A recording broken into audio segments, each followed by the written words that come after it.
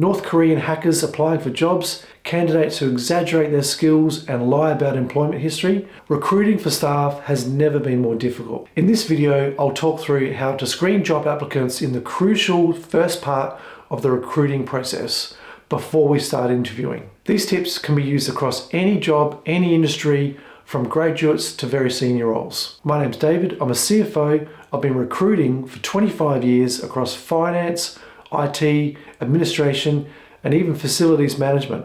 And to be honest, along the way, there's been a lot of hits and misses. And you need to invest time into the recruiting process.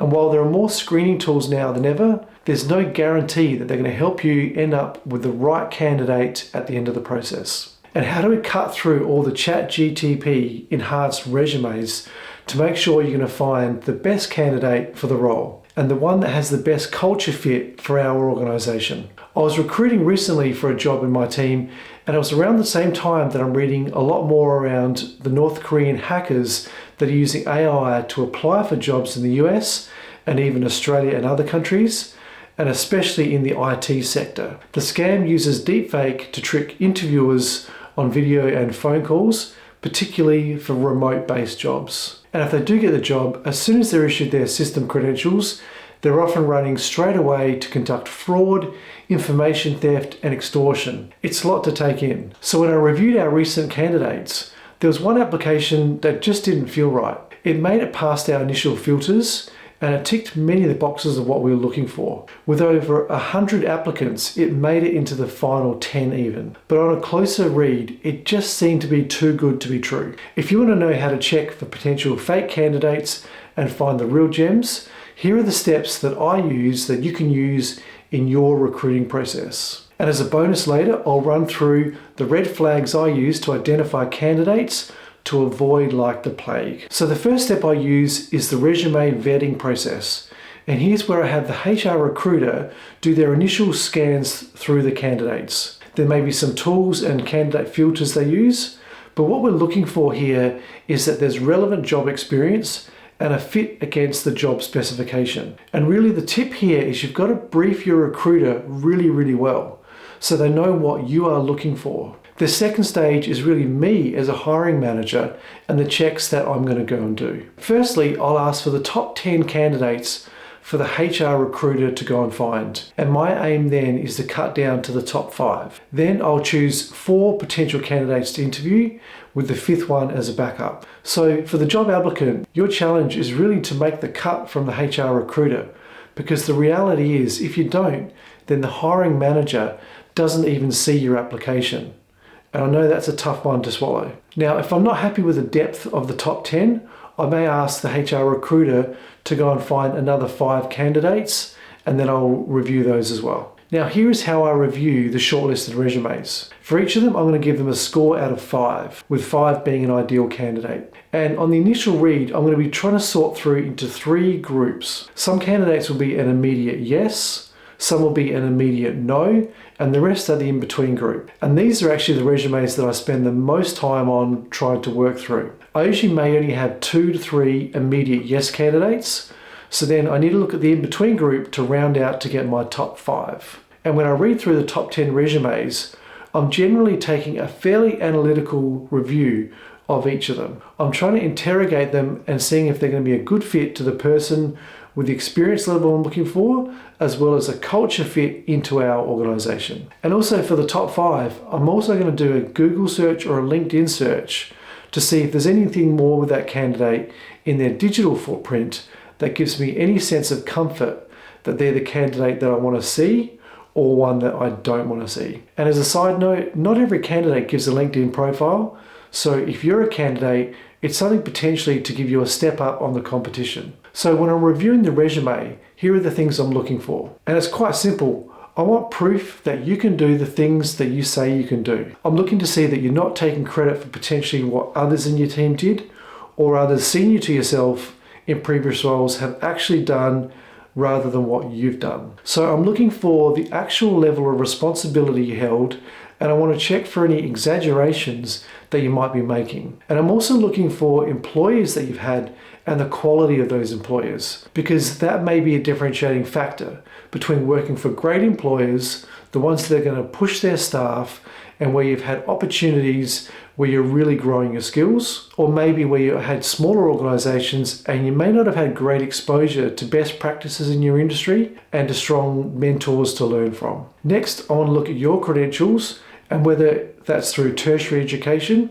or other educational courses you've done. I want to see the quality of where you've been, what you've done, how long ago you did it, and potentially what you have versus what other candidates have. And I want to also see if you've got gaps in your employment history. And if you do have gaps, I want to see if you're explaining why you have them. For example, you may have taken time out to travel, or you may have taken time out to raise children. But I really want to see that you don't have unexplained gaps where I'm having to guess why. And the reason that's important is because if you've got gaps, it may be because you're leaving out something off your resume that you don't want to show. I also want to see in your cover letter, why do you want to work for us? Now, some candidates provide this, but many actually don't. So I'm looking for assurance that this application hasn't just been sent out to 30 different companies. I want to see that your application has actually been tailored to us, that you've given a reason why you're applying to work for our company or perhaps into our industry. And again, some candidates provide this, but others just give you a generic application.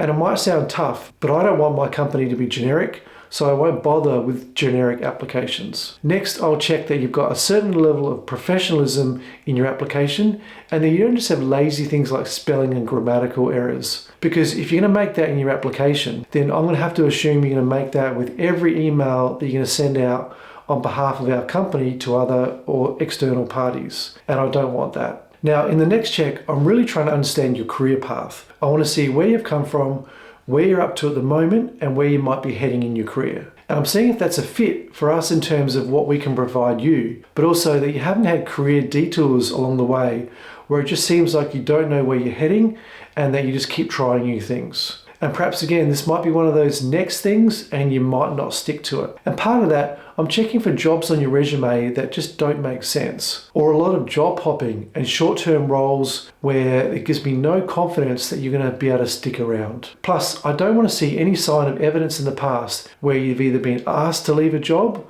or whether you've left because you worked out that you just couldn't do it. And if the role we're recruiting for is something where you want an employee to stay around for 2, 3, maybe even 4 years, then you don't want someone whose job history shows they just can't stick with things for that long. Now, the next section is to check for identifying any resume red flags. This could be a cover letter, which is just ridiculous at over-exaggerating what that candidate thinks they can bring to a role, and they are pitching themselves and their current experience at a level vastly different from the role that you think they've actually got. Another red flag is when you've got a candidate and you really just can't see where their full career is. You've got maybe a 5 or 10 year slice of it, but you know there's more behind that, and they just haven't given you at least a framework of what they've done across their career. That makes me feel nervous that I can't get a clear picture of who the person is, and it's like coming into a movie halfway through it.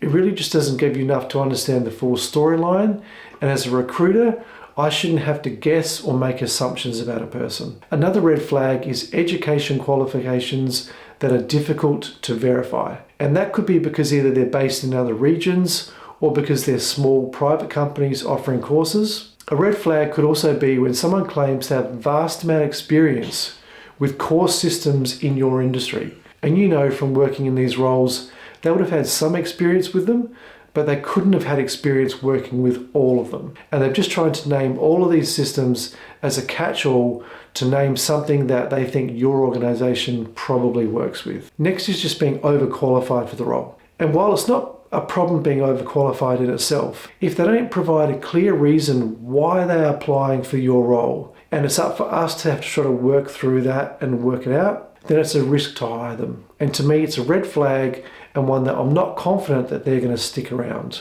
Another one to look for is when you get spelling mistakes or grammar, which is in a different local region from where you are based. And this is a sign that that resume could have been generated through ChatGPT and it hasn't been customized down to your local area. I also hate to see candidates rate themselves as highly proficient at a large number of skills. Yet when I consider their experience level, the type of employers they've had, and their job responsibilities, it just doesn't mesh. And finally, a candidate with a very minimal digital footprint. While it doesn't exclude them, it's another thing that just makes you slightly concerned that you just don't know what you're going to get. So going back to the suspicious candidate that I had, I checked into them further to see if they potentially had a fraudulent application or whether it could have even been a hacker. And in the end, I came to the conclusion that someone just had used ChatGPT way more than they should have and grossly exaggerated their actual skill level. And it didn't get them an interview.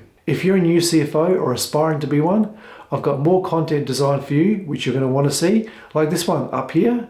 If you like this type of content, like the video and consider subscribing to get more real-life CFO experiences and tips to help you in your career. Bye for now.